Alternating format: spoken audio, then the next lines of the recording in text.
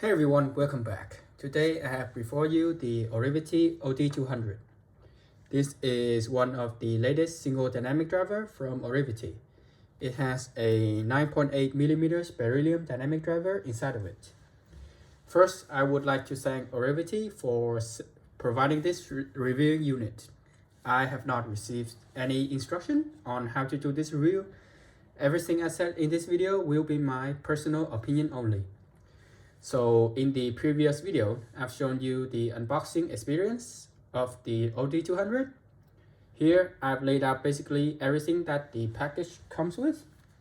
It includes a small case, the IEM, the cable, and a pair of replacement nozzles. Here, there are around 9 pairs of E-tips in total. They include 3 pairs of foam tips, 3 pairs of small bore silicone tips, and 3 pairs of whiteboard tips, with one already came pre-installed on the IM itself. They also include a cleaning brush and the other 2 different terminations. Let me put the accessories away. Here is the closer look on the cable. The cable itself is a 2 colors 8-core modular cable. The modular part is actually a push-pull type, as you can see there. So the cable feels very soft, it is hard to tangle, and it feels very light and very high quality in the hand. So the IM itself is made out of CNC aluminum with an anodized finish to it. It has a very ergonomic design with a rear wing towards the back, as you can see here. So it feels very comfortable in the ears. I can wear this IM for many hours straight with no hot spot or painful spot. The nozzle itself has many small ridges so that it is easier for you to screw the nozzle on and off. So yeah, I would give the build quality and the comfort a full 10 out of 10 for the OD200. So let's talk about the sound. As usual, my trusted sources are the E1EA1000, the DC04 Pro, and the Chord Mojo. The OD200 is very easy to drive, and frankly, I think I enjoy the brighter sounding E1DA dongle more than the warmer chord module for the OD200. Tonality wise, I think the OD200 has a very warm and relaxed tuning.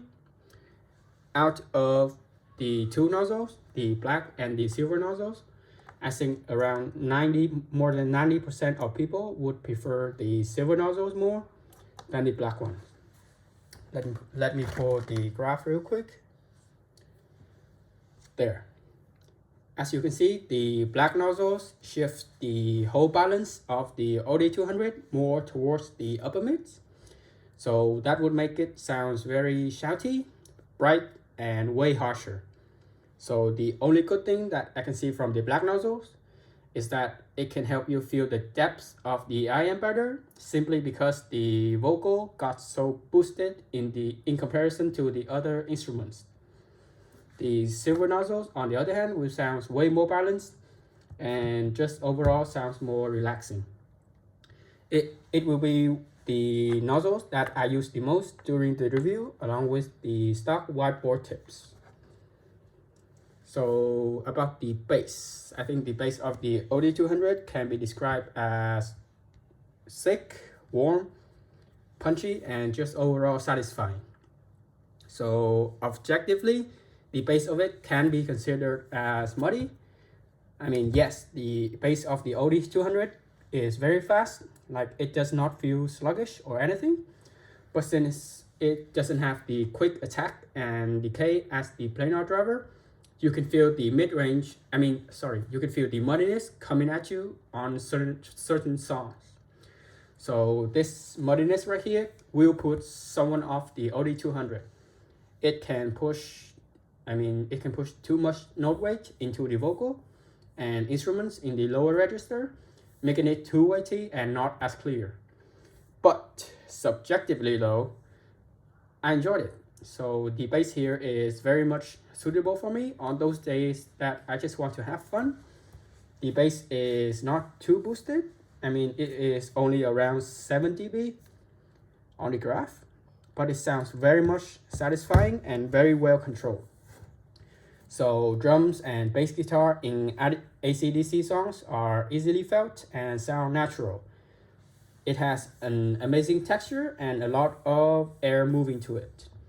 So with the bass shelf starting to roll off at around 80 Hz, I think the mid bass does stand out more than the sub bass. That being said, I think a Why So Serious of Hans Zimmer still has a very good and satisfying sub bass rumble. So going into the mid range. With the silver nozzle, we would have a very balanced and smooth mid-range. The bass does go deep into the mid-range until around 800 Hz. So male vocal will sound rich and lush, although a few of them can have this sort of huskiness to it. So female vocal sounds forward, natural, and just overall emotional. However, if you are used to those harmonious tune IM, I think you can find the vocal sounds a bit too mellow and too smooth. So live instruments like piano and violin will sound nice and natural, but it does have a darker edge to it. Trombone and trumpet will sound dense and weighty. As for the black nozzle, it is just a simply no. It just sounds way too shouty, like many vocals were sort of like jump scaring me every time. So the silver nozzle mid-range is just way better. Treble wise, I think the treble of the OD200 is very smooth and non-fatiguing. There's just enough of the sparkliness and shimmering to it to bring the life to the percussion instruments. Also, there is no sense of metallic or sibilance when listening to the OD200. There is also no discernible peaks in the area above 10 kHz. So yeah, the treble of the OD200 is overall just sounds very safe. It serves more as a spice or a supporting character to the bass and the mids. So treble heads may find the OD200 very lacking in the wow factor and the excitement. In the Caravan by John Watson, hi-hats and cymbal strikes will sound natural, but it will just stand out enough with the quick decaying tail notes.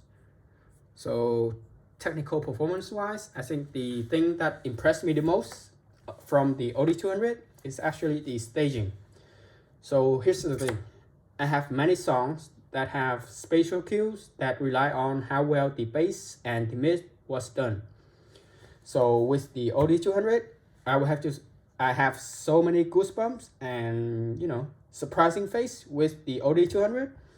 It is not impressively wide by any means, but it does sound very holographic. The black nozzle, on the other hand, with it, the stage is way more cramped and kind of pointy. So on Swashers and Timbre by Yosi Horikawa, it will sound very nice. Like the waves of the beginning of the Swashers will sound like it is hitting at the back of your head. So the first minute of Timbre has many sort of spatial cues that I mentioned before, which was reproduced very beautifully by the OD200.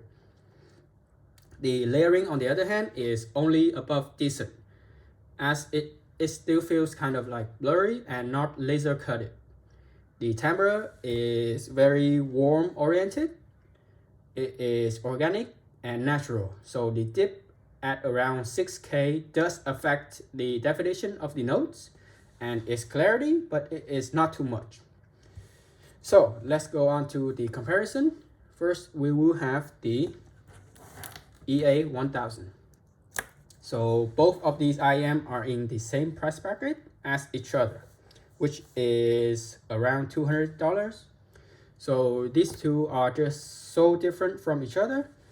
The EA1000 has a neutral bright tonality and more technically inclined, as opposed to a more warm and relaxing tuning of the OD200. So the EA1000's bass is tighter in its attack with better layering and more sub-bass extension, whereas the OD200 bass is more bombastic, boomier with more body to it. Both of which sound amazing, by the way. The mid-range, on the other hand, the EA1000's mid is way clearer and way more energetic. So on All By Myself by Celine Dion, it sounds, she sounds way livelier. So the OD200 mid is more suitable for those who enjoy a lusher type of vocals. The note weight is also heavier and denser on the OD200. Treble-wise, I think the OD200 is not lacking by any means, but the EA1000 has way more energy on the high treble areas.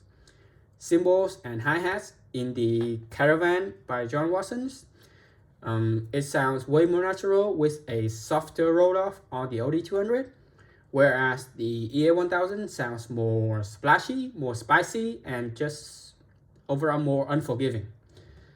But the EA1000 will have a better layering and detail retrieval, whereas the OD200 will have a more satisfying stage. Finally, we will have the OD100.